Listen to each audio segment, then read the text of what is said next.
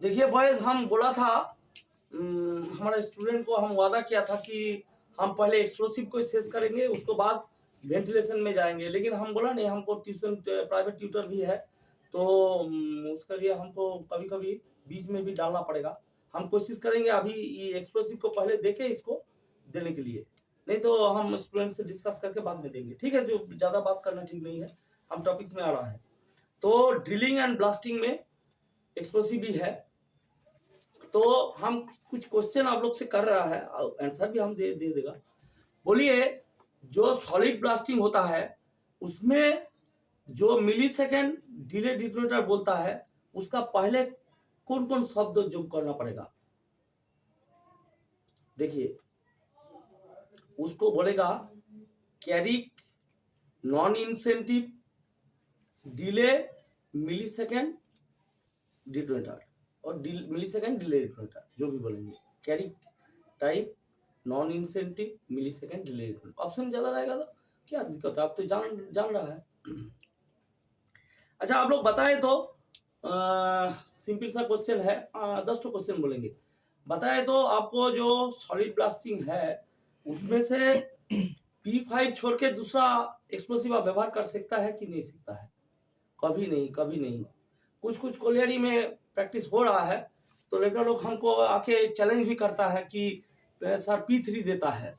तो जो colliery P3 देता है उसको हम कृपा अनुरोध करेंगे कि आप लोग P5 दीजिए, यदि आप सॉलिड ब्लास्टिंग कर रहा है। और यदि आपको सॉलिड ब्लास्टिंग प्रैक्टिस नहीं हो रहा है तो दूसरा किस्म का एक्सप्लोसिव चलेगा, जैसे सैप सिंकिंग में चलेगा, स्टोन डिप में चलेगा। हाँ, लेकिन सॉलिड ब्लास्टिंग जो है उसका प्राइम क्राइटेरिया डीजीएमएस जो दिया है वही है, उसको मानना पड़ेगा हम लोग को। ठीक है ना? तो तीसरा क्वेश्चन हमारा है एक्सप्लोसिव में, आप लोग बताइए, जो डिले डिटोनेटर देता है तो वो डिग्री 3 गैसीमाइंस में सॉलिड ब्लास्टिंग आप कर रहा है, तो उसको कितना मिली सेकेंड में ब्लास्टिंग टोटल एक राउंड हो जाना चाहिए? 5 ऑप्शन है, हम दे रहा है 200, 100, 300, 150, 500, ऐसे कुछ ऑप्शन हम दे रहा है। तो आपको टिक मारिए तो। अच्छा देखिए, इसको आप टिक मारने नहीं सकेगा, हम ही डायरेक्टली बता देता है 100 मिली सेकेंड का अंदर हो जाना चाहिए, है ना? और डिग्री 1, 2 में 150 मिली सेकेंड का अंदर। अच्छा बताइए, तो कौठो डिटोनेटर होता है, गुमती में कौठो डिटोनेटर होता है, 6 या 7? तो ज्यादा से ज्यादा लड़का 6 बोल देता है, 0 को काउंट ही नहीं करता है। तो लेकिन 0 काउंट करके देखिए 7 होगा।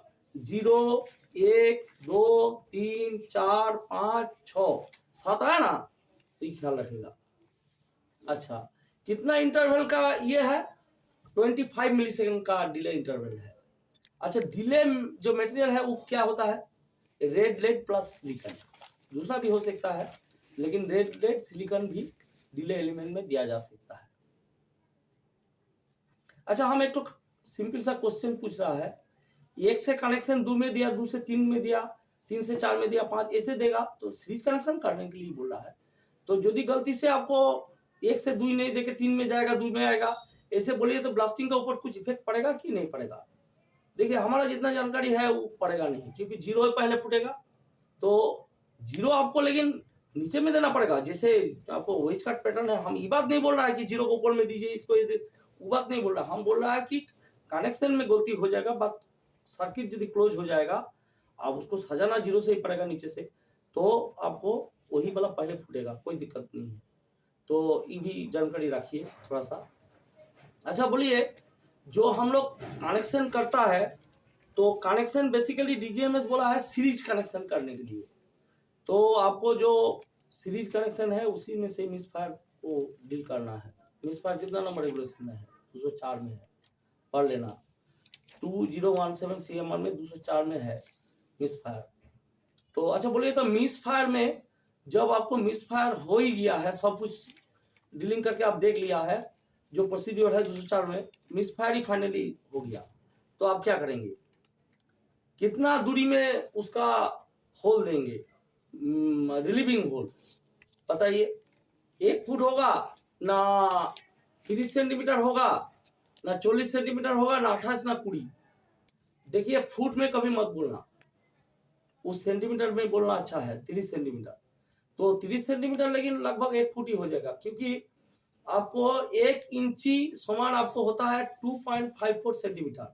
तो 12 इंची में 1 फुट होता है, तो 12 से गुण करेंगे तो मैंने मल्टीप्लीकेशन करेगा तो देखिए 30 लगभग 30 आ जाएगा। लेकिन अप्रोप्रिएट आंसर हम बोल देंगे, गलती मत सोचिएगा, 30 सेंटीमीटर ही बोलना, ठीक है। अच्छा बोलिए, तो आप शॉर्ट फायर है तो आप होल देने का समय कहाँ रहेगा? होल देने का समय आपको फेस में ही रहना चाहिए। डायरेक्शन भी आप ही देंगे, किस पैटर्न में आप होल मराएंगे, कहाँ कहाँ होल मराएंगे। डीलर आपको नहीं कुछ बताएगा, आप बताएगा डीलर को जैसे ऐसे होल मार। बहुत सारा कोलरी में हम काम करके देख लिया है। शॉर्ट फायरर आपको वो डीलर का पास क्या बोलेंगे, माने वो बोल देता है डीलर लोग, देखो भाई आपको कोयला चाहिए ना पैटर्न चाहिए, तो हमको हम बोलेगा कि पैटर्न पहले चाहिए। हमको कोयला पैटर्न से होगा ही, तो डीजीएमएस बोल दिया है कोयला होगा ही, तो पैटर्न फॉलो करना पड़ेगा। वैसे डीलर का बात में मत आना, क्योंकि यदि माल नहीं होगा तो रिस्पॉन्सिबिलिटी आपको हो जाएगा।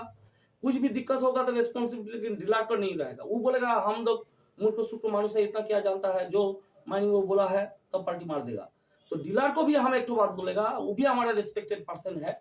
हाँ, तो डीलर को भी बोलेगा कोई यदि ढीला रहेगा, सपोर्ट में कुछ लैगिंग रहेगा, अभी तो 0.6 मीटर लैगिंग से ज्यादा रहेगा तो मेरा माइनिंग सदर को सपोर्ट लगाना ही पड़ेगा। लेकिन सपोर्ट लगाने में इसका कोई रोल नहीं है शॉर्ट फायरर का। तो अभी शॉर्ट फायरर को जो चाबी होता है वो किसका पास रहता है बोलो तो? उन्हीं का पास रहेगा। लेकिन उसका जो कार्ड है, ब्लास्टिंग कार्ड, यदि आप प्रैक्टिस करेंगे तो बोलिए वो कार्ड किसका पास रहेगा? वो कार्ड रहेगा ओवरमैन का पास। कितना देर तक? न थ्रू आउट द शिप, जब तक शिप शेष नहीं होगा। अच्छा, ब्लास्टिंग कार्ड में बोलिए तो आप फेस कौन देगा? फेस ओवरमैन देगा। हैंड प्लान देके माइनिंग सदर को बोलेगा, माइनिंग सदर देन शॉर्ट फायरर को बोलेगा ई फेस अब आवाज कीजिए। अच्छा, ड्रेसिंग और सपोर्टिंग क्या आपका शॉर्ट फायरर का कोई ड्यूटी है? नहीं है, एकदम क्लियरली नहीं है। वो खाली देखेगा धुआं फट जाएगा, घुसेगा, सपोर्ट डिसलॉक हुआ कि नहीं हुआ है, सपोर्ट ठीक है कि नहीं है। सपोर्ट यदि घुस खराब हो गया वो आगे भी नहीं जाएगा जब तक सपोर्ट ठीक से नहीं माइनिंग सदर लगाएगा, ड्रेसिंग नहीं कराएगा। तो ड्रेसिंग, सपोर्टिंग, ये सब देखना आपको माइनिंग सदर का ड्यूटी है, शॉर्ट फायरर का ड्यूटी नहीं है। इसमें बहुत कंफ्यूजन पैदा हुआ, इसीलिए भाई हम बोल रहा है। और एक तो कंफ्यूजन पैदा हुआ था, क्या कोई कोलियरी, एक्स कोलियरी में क्या हुआ, वहां का प्रैक्टिस था कि शॉर्ट फायरर को बारूद बांधना पड़ता था, उसी को चार्जिंग करना पड़ता था, प्राइमिंग करना पड़ता था, चार्जिंग करना पड़ता था, स्टेमिंग करना पड़ता था, ब्लास्टिंग भी करना। कैरियर लोग का कल ड्यूटी था बारूद लेके रिजर्व स्टेशन में रख देना। तो उन लोग का कहना यही था कि रेगुलेशन में बोला है, नीतीश देखो तो 190 ने 192 में दिया है, शायद 192 नया रेगुलेशन में दिया है। तो उसमें बोला गया कि वो खुद कर सकता है किंबा उसका निगरानी में हो सकता है ना। तो यदि आप कैरियर प्रोवाइड नहीं कर सकता है तो ऐसे बात आ सकता है। लेकिन यदि हम कैरियर प्रोवाइड करेंगे शॉर्ट फायरर को डेजिग्नेशन वाला, तो वो कैरियर को ही करना पड़ेगा। क्यों करना पड़ेगा? क्योंकि वो कैटेगरी 2 का पैसा लेता है और उसको हम ट्रेनिंग दिया है एक्सप्लोसिव का बारे में, तब जाके उसको डेजिग्नेशन दिया गया एक्सप्लोसिव कैरियर। तो शॉर्ट फायरर उस क्षेत्र में बाध्य नहीं है कि आपको बांधेगा वही सब करेगा। तो बस जब ये वाला बात आ गया तो हम थोड़ा शॉर्ट फायरिंग के बारे में और थोड़ा बता देता है डिटेल्स में। अच्छा बताए तो जो आपको ब्लास्टिंग का प्रोसेस है वो 4 भाग में हम मेनली भाग चाहता है। वो 4 भाग का नाम बताइए। ठीक है, हम बता देता है। देखिए, पहले होगा प्राइमिंग। प्राइमिंग कहाँ होगा? रिजर्व स्टेशन में होगा। अच्छा बोलिए तो प्राइमिंग रिजर्व स्टेशन छोड़ के कहीं हो सकता है? हाँ, हो सकता है। कहाँ पर? वाटरी होल जहाँ है वहाँ नजदीक सूखा जगह से डीजीएमएस परमिशन देता है, क्योंकि आप धरिए दूर से लेके जाएगा, वाटरी होल से पानी गिर रहा है तो उसमें एक्सप्लोसिव का जो प्रॉपर्टीज है, गोली माटी जो है, स्टेमिंग मटेरियल का प्रॉपर्टी का माने खराब होगा, ब्लास्टिंग एफिशिएंसी कम जाएगा, तो ये भी हो सकता है। अच्छा बताए तो रिजर्व स्टेशन आपका सीएमआर कितना नंबर में दिया है?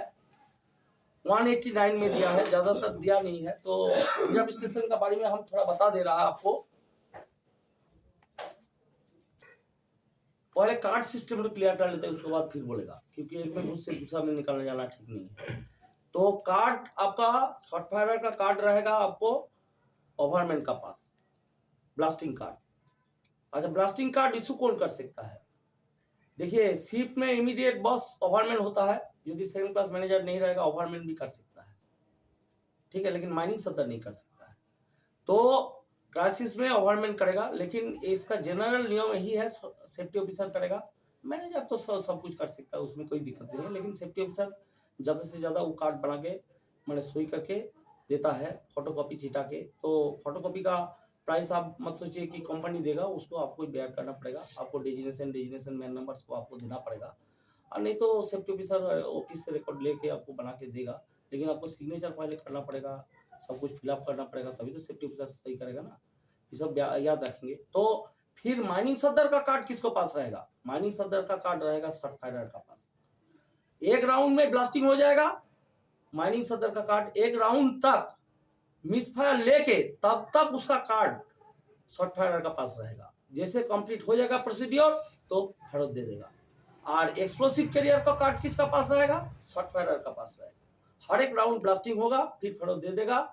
हर एक राउंड ब्लास्टिंग हो जाएगा तो वो कार्ड कैरियर लोग।